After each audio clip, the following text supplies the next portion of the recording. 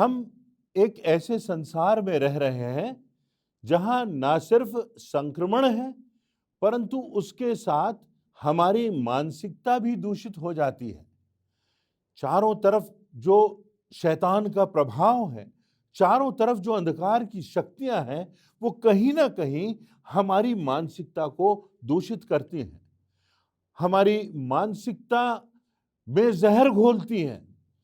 और होता यह है कि जब हमारी मानसिकता ही संक्रमित और दूषित हो जाती है, तो हमारा शरीर कितना भी स्वस्थ हो, उसका प्रभाव हमारी आत्मा पर पड़ता है और अंततः हम इस दूषित मानसिकता के साथ परमेश्वर के निकटता में नहीं जा सकते और हमारी आत्मा विनाश की ओर चली जाती है।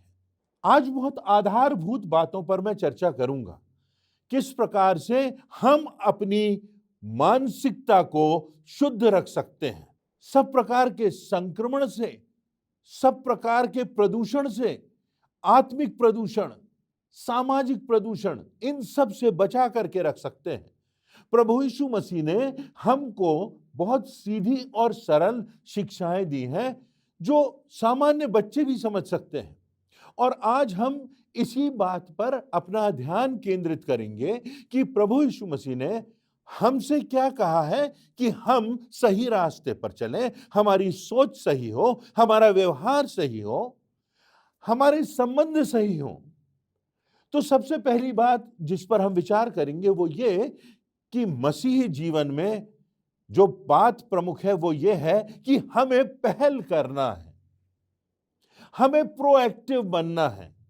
अक्सर हम ठहरे रहते हैं कि किसी के साथ यदि हमारे संबंध बिगड़ गए तो हम ठहरे रहते हैं कि वो व्यक्ति हमसे बात करे, वो व्यक्ति पहल करे, वो व्यक्ति पहला कदम उठाए, वो व्यक्ति पहले हाथ मिलाने के लिए अपना हाथ बढ़ाए। परंतु प्रभु यीशु मसीह ने पहल की, परमेश्वर ने हमसे पहले प्रेम किया और तब अपना एक उदाहरण देते हुए, उदाहरण रखते हुए कि परमेश्वर ने हमें क्षमा करने के लिए, हमसे प्रेम करने के लिए अपना हाथ बढ़ाया। और जैसा कि लिखा हुआ है पहला यूहन्ना उसके 4 अध्याय की 18वीं और 19वीं आयत, प्रेम में भय नहीं होता, वरन सिद्ध प्रेम भय को दूर कर देता है, क्योंकि भय से कष्ट होता है और जो भय करता है वह प्रेम में सिद्ध नहीं हुआ। हम इसलिए प्रेम करते हैं क्योंकि पहले उसने हमसे प्रेम किया।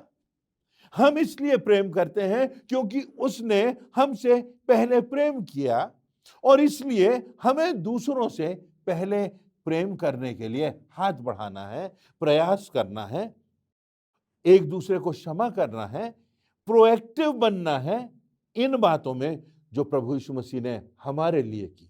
मत्ती 6:14-15, यदि तुम मनुष्य के अपराध क्षमा करोगे तो स्वर्गीय पिता भी तुम्हारे अपराध क्षमा करेगा, और यदि तुम दूसरों के अपराध क्षमा ना करोगे तो तुम्हारे अपराध भी क्षमा ना होंगे। प्रभु यीशु मसीह ने कैसा प्रेम किया कलीसिया से कि अपने आप को प्रभु यीशु मसीह ने बलिदान करने के लिए दे दिया। और ये जो प्रेम है, ये एक उदाहरण है हमारे लिए कि प्रभु यीशु मसीह ने इतना प्रेम किया कि उसने अपना सर्वस्व निछावर कर दिया। तो आवश्यकता इस बात की है कि हम प्रेम करने में, क्षमा करने में पहल करें, प्रोएक्टिव बने, क्योंकि प्रभु यीशु मसीह ने हमसे पहले प्रेम किया, परमेश्वर ने पहले हमसे प्रेम किया। और जब हम ऐसा करते हैं तो परमेश्वर की प्रतिज्ञाएं भी हैं। मत्ती 6:33 में लिखा है, इसलिए पहले तुम उसके राज्य और धर्म की खोज करो तो वे सब वस्तुएं भी तुम्हें मिल जाएंगी। पहल हमको करना है, राज्य और धर्म की खोज हमको करना है। उसका राज्य तो आ गया, उसने तो अपने आप को बलिदान कर दिया कि उसके प्रेम का चित्र सारे संसार को दिखाई दे। अब उस प्रेम में हमको बढ़ना है, उसके राज्य में हमको बढ़ना है, उसकी समझ में हमको बढ़ना है। तो परमेश्वर हमें भी क्षमा करेगा, परमेश्वर हमसे भी प्रेम करेगा, परमेश्वर हमें भी स्वीकार्य करेगा और परमेश्वर हमें सब बातों में आशीषित करेगा। दूसरी बात जो प्रभु यीशु मसीह की शिक्षाओं में हम देख सकते हैं, जो इस संसार से भिन्न है, वो ये कि हमें दूसरे स्थान पर रहने को तैयार होना चाहिए। हमें हर बात में प्रथम स्थान चाहिए होता है, प्रमुख स्थान चाहिए होता है। मत्ती रचित सुसमाचार उसके 16वें अध्याय की 24वीं से 26वीं आयतों में प्रभु यीशु मसीह ने कहा, यदि कोई मेरे पीछे आना चाहे तो वह अपने आप का इनकार करे, अपना क्रूस उठाए और मेरे पीछे हो ले। क्योंकि जो कोई अपना प्राण बचाना चाहेगा वह उसे खोएगा, और जो कोई मेरे कारण अपना प्राण खोएगा वह उसे पाएगा। यदि मनुष्य सारे जगत को प्राप्त करे और अपने प्राण की हानि उठाए तो उसे क्या लाभ होगा। संसार का सोच है कि हमें पहले स्थान पाना है, पहले हमको कुछ प्राप्त करना है, अगर हमको ये मिलेगा तो हम ये देंगे। परंतु प्रभु यीशु मसीह का कहना है कि हमें अपने आप का इनकार करना है, हमें क्रूस उठाना है, हमें कष्ट सहना है। हम दूसरों को बचाने के लिए अपने आप को, अपनी जिंदगी को खर्च करेंगे तो परमेश्वर हमको अपनी आशीषों से भरेगा। तुम्हारे स्वप्न, तुम्हारी इच्छाएं, तुम्हारी योजनाएं प्रमुख नहीं है। प्रभु यीशु मसीह कहते हैं, यदि तुम मेरे पीछे आना चाहो तो तुम्हें अपना इनकार करना होगा, दूसरे स्थान पर खड़े रहने के लिए तैयार होना होगा, अपना क्रूस उठाना होगा, अपनी पीड़ाओं को सहना होगा, विषमताओं से गुजरते हुए तुम्हें मेरे पीछे पीछे चलना होगा।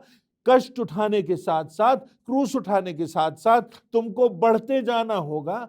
विषमताओं में, कठिन परिस्थितियों में, अपने प्रियों की मृत्यु की पीड़ा के बाद, अनापेक्षित के बाद, परिस्थितियां विषम हो, अंधकार हो, उसके बाद बढ़ते जाना है प्रेम में, क्षमा में, उसकी शिक्षाओं में। तुम्हारी इच्छाएं, तुम्हारे स्वप्न प्राथमिक नहीं है। प्रभु यीशु मसीह ने जब अपना पहला उपदेश दिया, उस समय जो रोमी सिपाही थे वो किसी भी व्यक्ति को पकड़ लेते थे और उसको जहां ले जाना चाहते थे उसे ले जाते थे। उससे जो कार्य कराना चाहते थे वो दबाव से करा सकते थे।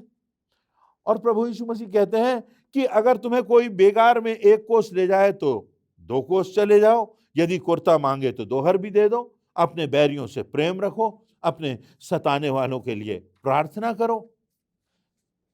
जरूरी नहीं है कि तुमको संसार में पहला स्थान प्राप्त हो तभी तुम परमेश्वर की दृष्टि में प्रमुख होगे। प्रभु यीशु मसीह ने कहा कि जो अपने आप को छोटा बनाएगा वो स्वर्ग के राज्य में बड़ा किया जाएगा। यहां तक प्रभु यीशु मसीह ने अपने चेलों के पैर धोए। प्रभु यीशु मसीह ने कहा, मनुष्य का पुत्र इस संसार में सेवा पाने के लिए नहीं आया, सेवा करने के लिए आया है। उसने अपने आप को ऐसा शून्य कर दिया और मनुष्यों का दास बन गया, जो सर्वज्ञानी, सर्वव्यापक, सर्व सामर्थी परमेश्वर था।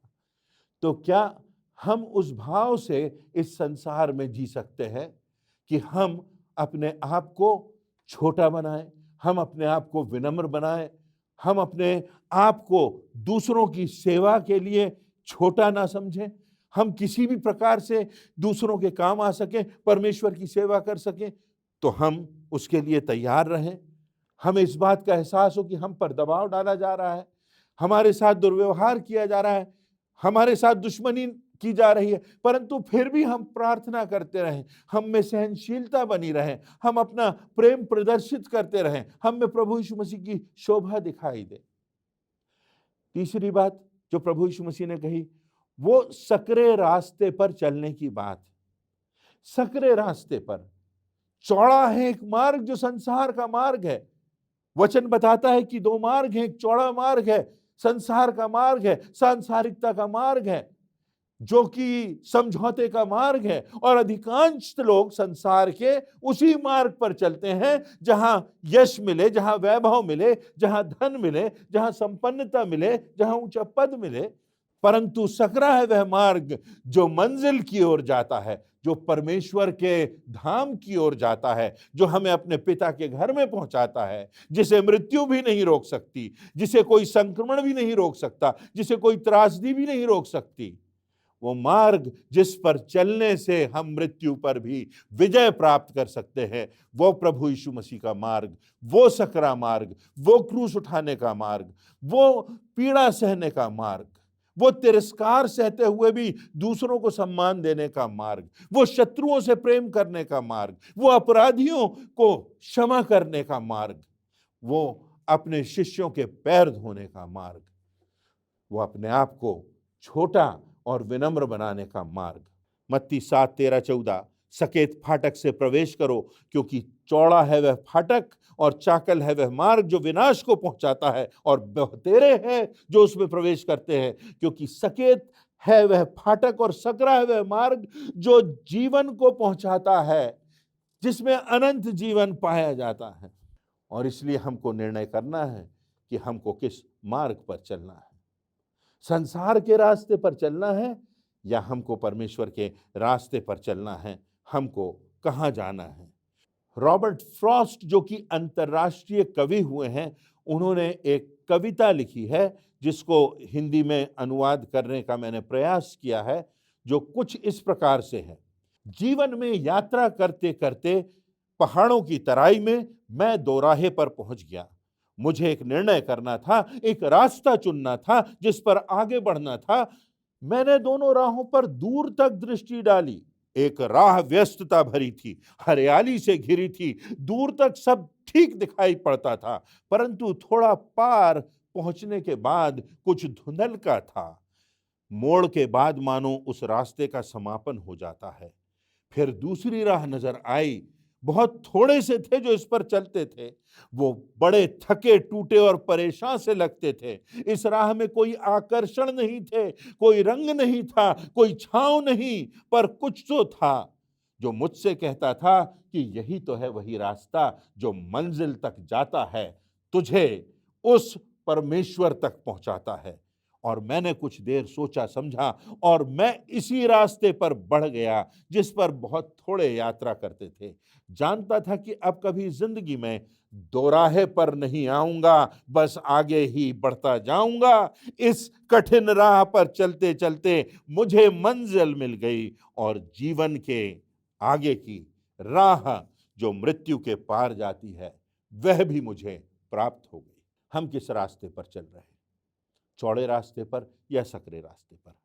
और अंतिम बात, चौथी बात जो प्रभु यीशु मसीह कहते हैं कि सब कुछ पाने के लिए सब कुछ खोना होता है। इस संसार में हमको सब कुछ नहीं मिल जाता।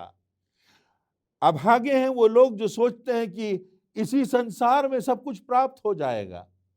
नहीं, इस संसार के बाद एक बड़ा संसार है। इस जीवन के बाद एक अनंत का जीवन है, और इसलिए सब बातों की अपेक्षा यहां पूरी नहीं होगी। और इसलिए प्रभु यीशु मसीह कहते हैं, संसार में यदि तुम्हें मेरा चेला बनना है तो अपना सब कुछ त्यागने के लिए तैयार रहना।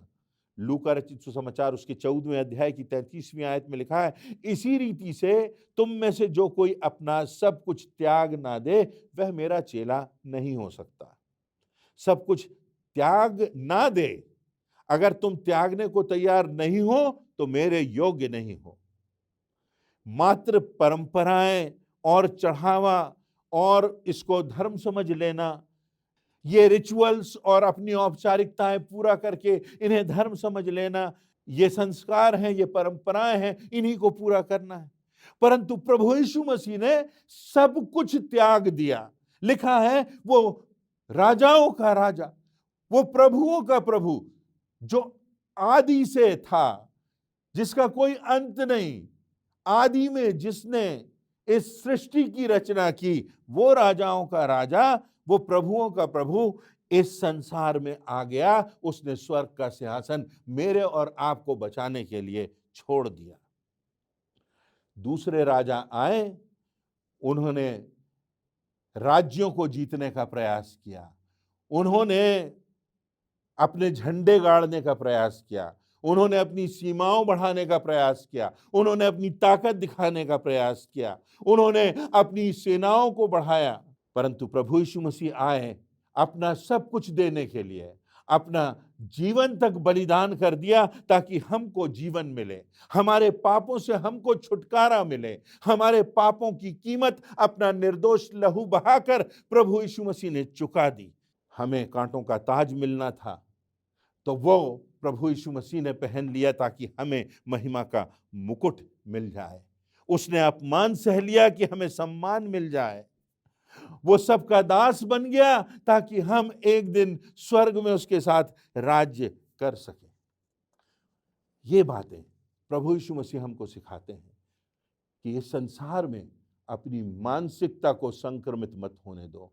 देह तो संक्रमित हो सकती है, परंतु मानसिकता को बचा करके रखो, मानसिकता को शुद्ध रखो।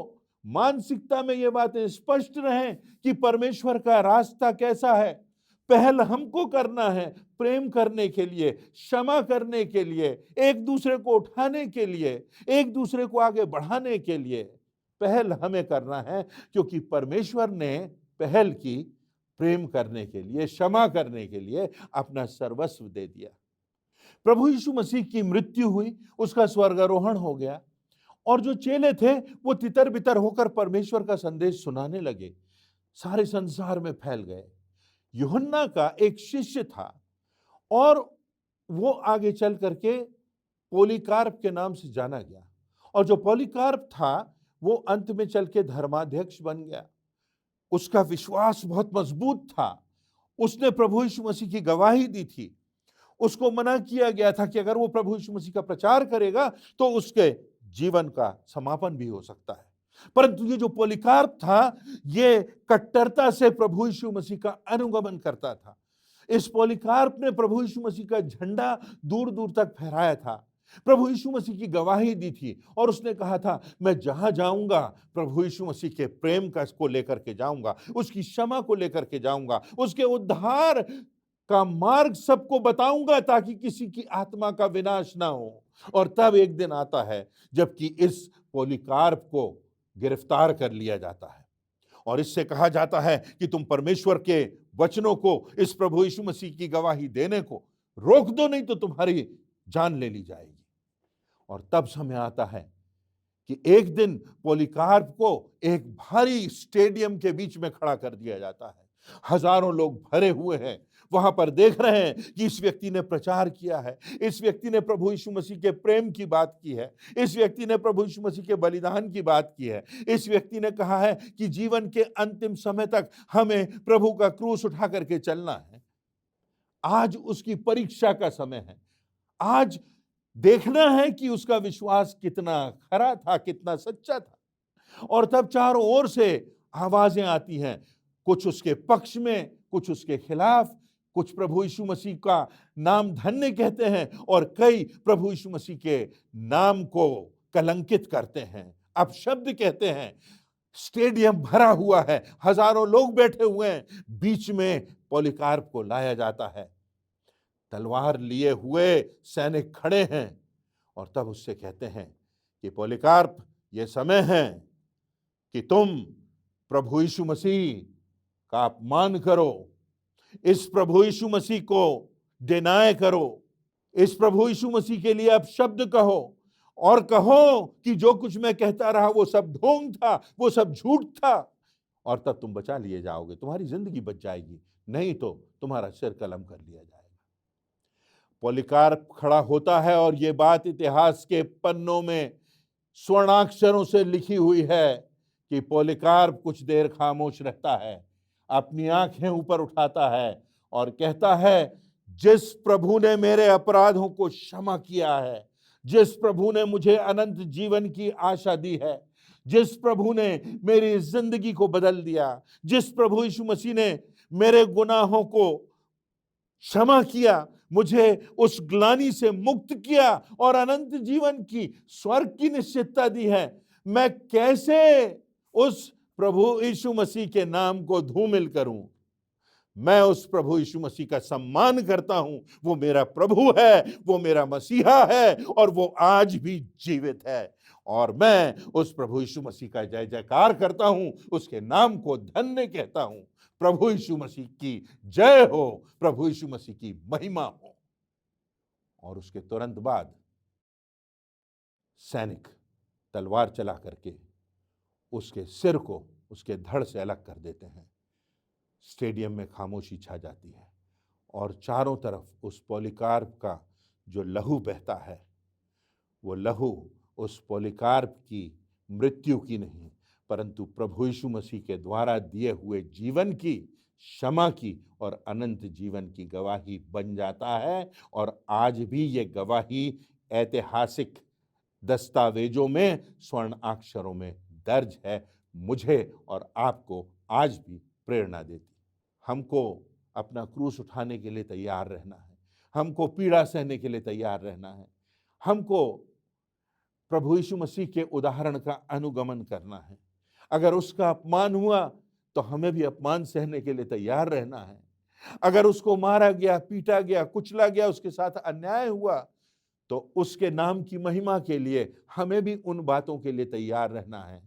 और इसीलिए आज मसीहियों पर भयानक सताव आता है और ना जाने लाखों लोग हैं जो अपने प्राण गंवा देते हैं, परंतु अपने विश्वास में अडिग बने रहते हैं, क्योंकि वो उस सकरे रास्ते पर चलना चाहते हैं जहां उन्होंने मृत्यु पर विजय प्राप्त कर ली और उनकी आत्मा को अनंत उद्धार मिल गया, अनंत धाम में वो प्रवेश करेंगे, इसकी उन्हें निश्चितता है। और इसलिए इस संसार में सब कुछ, यहां तक कि अपनी जिंदगी भी उन्हें दांव पर लगाना पड़े तो वो दांव पर लगा देंगे, परंतु अपने उद्धारकर्ता से कभी मुकरेंगे नहीं, उसके नाम को कभी धूमिल नहीं होने देंगे।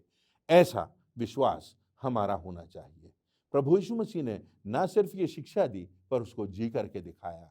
आइए हम उसकी प्रेरणा से उसके राह पर चलते हुए अपनी मानसिकता को संक्रमण से बचाने के लिए इस रास्ते पर चलें जो प्रभु यीशु मसीह का रास्ता है, जो अनंत जीवन का रास्ता है, जो हमको परमेश्वर की मंजिल की ओर ले जाएगा। परमेश्वर इन वचनों से हम सबों को आशीष दे।